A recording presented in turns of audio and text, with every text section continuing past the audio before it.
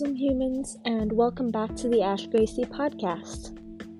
They say that study abroad is the best time of your life, but it's not all sunshines and rainbows, I will tell you that. Just as a brief introduction for people who have not been listening or just don't know, I am currently in Madrid on my study abroad program until December of 2023. And I just wanted to come on here. I know it's been a while, but I wanted to kind of just share some thoughts on how I've been feeling and how study abroad has gone for me so far. For context, I'm about 2 months in and I have another 2 months to go. So I'm kind of halfway done my program. So I guess initially I had a lot of hope for what this experience would be like. I was ready to have the best or one of the best experiences of my life, to be able to live abroad and do something different and be in Europe and just live somewhere new. And if you know me, then you know that in America, I'm an international student, so it's pretty easy for me to wrap my head around the concept of moving abroad because I've done it already. But moving abroad to university and moving abroad for a semester, I have realized are two very different things. And everyone asks the question, should I do study abroad? And most people will just say yes, no matter what. You should absolutely do it. It's going to be the time of your life. But I think one thing that people don't consider is happiness. And what I mean by that is, are you going to be happy in your new country? And I think the best way to judge that is how you feel about your home. What I mean by that is, when I left Hong Kong, I was ready for a change. I wanted something new. And so when I found what I wanted, it was really good for me. And obviously, everything has its ups and downs, and it's not always going to be perfect, but at least I found a place in a community that I could call home and felt comfortable calling home. And this time around, because I had fallen in love with UCLA and the people and the place, it was really difficult to leave. I cried a lot when I was saying bye to all of my friends and the place, and it was very difficult for me to wrap my head around the fact that I wouldn't be there for 7 months towards the end of the year.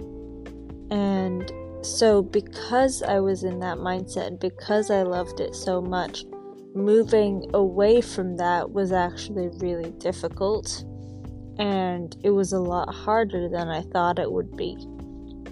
I don't typically get homesick, but I'm currently in a state where I miss LA and I miss all the people who I care about very dearly, and it's been kind of a very difficult point in my experience to feel this way.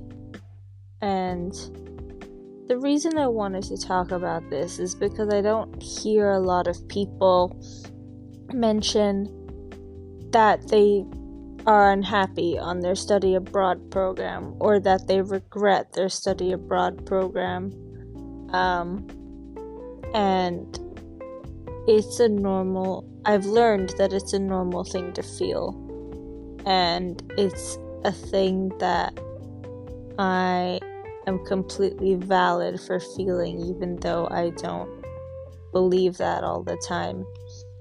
A lot of the time I feel quite guilty because I am so lucky and fortunate to have this opportunity and to have people around me who have made it possible for me to do this and support me all the way while I am going on this adventure.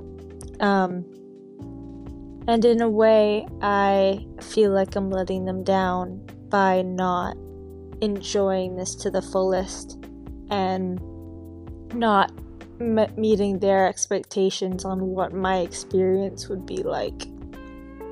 So that's kind of just the gist of how I've been feeling, and honestly, like, as much as I would recommend people to study abroad, you have to really think if it's the right thing for you. Will you be able to be away from your home? And do you want a change? And do you want something new? Because if you don't, then maybe study abroad isn't the best idea for you. I've always wanted to go abroad and live abroad, and a lot of my friends and family know this. But what I have come to realize is that now was not the time for me to do so. And in a way, I do regret my decision to come abroad. Because I have not been doing very well during my time here. And I'm not gonna go into that, but I've been struggling a lot recently, and it's been very hard to function and do things, study abroad. Another misconception is that you don't really study when you're studying abroad and classes don't matter. But they do. You still have to, like, do your best. Your classes still count for your GPA. I don't know what else to tell you about that. Yeah, the gist of it is that there are classes, they are hard depending on the classes that you choose to take, or the classes that you have to take for requirements and things like that. And as unfortunate as this sounds, if you don't like the classes you're taking, then you can try to change them, but a lot of the time they won't let you do so, and you just have to make do and push through. And that's the situation that I'm in right now. So it's just been a little bit of a challenge. And people don't talk about that. People don't talk about the hardships of being abroad and the academics and all of that. And it's so important to find things that you enjoy doing, and use those as motivation.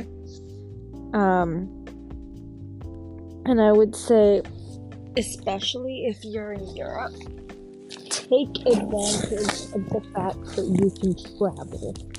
Travel is, at least for me, one of the things that helps me, gives me motivation. It's one of my favorite things to do. I absolutely love going to new places and seeing the world, and if you know me, I'm always counting the places that I go to and trying to explore as many places as I can. And a lot of the time, when it comes to travel in Europe, people often travel to other countries while they're on their study abroad program. while that's amazing and I highly recommend, I also highly recommend exploring the country that you're in. Every European country has so many wonderful cities and wonderful small towns that it is worth taking weekends to go to the nearby cities and towns from the city that you're based in. And I've really been able to do that in Spain, which has been wonderful.